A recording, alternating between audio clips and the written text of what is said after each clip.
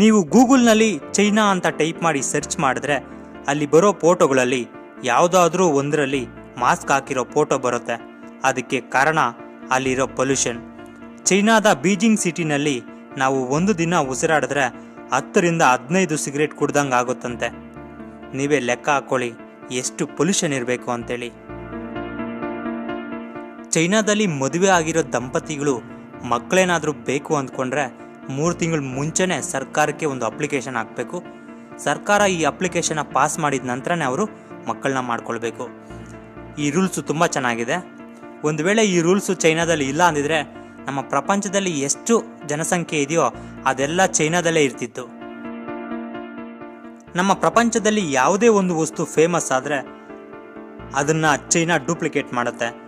ನಾವು ತಲೆ ಮೇಲೆ ಹಾಕೊಳ್ಳೋ ಟೋಪಿಯಿಂದ ಹಿಡಿದು ಕಾಲಿಗೆ ಹಾಕೊಳ್ಳೋ ಚಪ್ಪಲಿಯವರೆಗೂ ನಾವು ಪ್ರತಿನಿತ್ಯ ಯೂಸ್ ಮಾಡೋ ಎಲ್ಲ ವಸ್ತುಗಳನ್ನ ಚೈನಾ ಡೂಪ್ಲಿಕೇಟ್ ಮಾಡುತ್ತೆ. ಕೊನೆಗೆ ಅಕ್ಕಿನ, ಮೊಟ್ಟೆನ, ಮಾಂಸನ ಕೂಡ ಡೂಪ್ಲಿಕೇಟ್ ಮಾಡುತ್ತೆ. ಎಂಥ ದರಿದ್ರ ರೀ, ಮಾಂಸನ ಕೂಡ ಡೂಪ್ಲಿಕೇಟ್ ಮಾಡುತ್ತೆ ಅಂದರೆ ನೀವೇ ಲೆಕ್ಕ ಹಾಕೊಳ್ಳಿ. ಆದರೆ ನೀವು ಎಲ್ಲ ಕೇಳಬಹುದು ಚೈನಾ ವಸ್ತುಗಳನ್ನ ಇಂಡಿಯಾದಲ್ಲಿ ಬ್ಯಾನ್ ಮಾಡ್ಬೋದಲ್ಲ ಅಂತ. ಆದರೆ ಅದು ಸಾಧ್ಯ ಇಲ್ಲ. ಯಾಕೆ ಅಂದರೆ ನಮ್ಮ ಪ್ರಪಂಚದ ಎಲ್ಲ ದೇಶಗಳು ವರ್ಲ್ಡ್ ಟ್ರೇಡ್ ಆರ್ಗನೈಸೇಷನ್ ಕೆಳಗಡೆ ಫಂಕ್ಷನ್ ಆಗುತ್ತೆ. ಈ ವರ್ಲ್ಡ್ ಟ್ರೇಡ್ ಆರ್ಗನೈಸೇಷನ್ ರೂಲ್ಸ್ ಪ್ರಕಾರ ಒಂದು ದೇಶ ಇನ್ನೊಂದು ದೇಶಕ್ಕೆ ಸಹಾಯ ಮಾಡಬೇಕು. ಅದಕ್ಕಾಗಿ ನಮ್ಮ ಭಾರತ ದೇಶ ಚೈನಾ ಪ್ರಾಡಕ್ಟ್ಗಳನ್ನು ಬ್ಯಾನ್ ಮಾಡಲು ಸಾಧ್ಯ ಇಲ್ಲ. ಆದರೆ ಈ ಚೈನಾ ಪ್ರಾಡಕ್ಟ್ಗಳನ್ನು ನಾವು ಬ್ಯಾನ್ ಮಾಡಬಹುದು. ಹೇಗೆ ಅಂತೀರಾ? ಫಾರ್ ಎಕ್ಸಾಂಪಲ್, ನಾವು ಮಾರ್ಕೆಟ್ಗೆ ಆಪಲ್ನ ತಗೊಂಡೋಗಿ ವ್ಯಾಪಾರ ಮಾಡೋದಕ್ಕೆ ಸ್ಟಾರ್ಟ್ ಮಾಡ್ತೀವಿ. ಆದರೆ ಅವುಗಳನ್ನ ತಗೊಳ್ಳೋದಕ್ಕೆ ಯಾರೂ ಬರೋದಿಲ್ಲ. ಆಗ ನಾವೇನು ಮಾಡ್ತೀವಿ? ಆಪಲ್ನ ವಾಪಸ್ ತಗೊಂಡು ಬರ್ತೀವಿ. ಅರ್ಥ ಆಯ್ತಲ್ಲ? ಈ ರೀತಿ ನಾವು ಚೈನಾ ಪ್ರಾಡಕ್ಟ್ಗಳನ್ನ ಬ್ಯಾನ್ ಮಾಡ್ಬೋದು.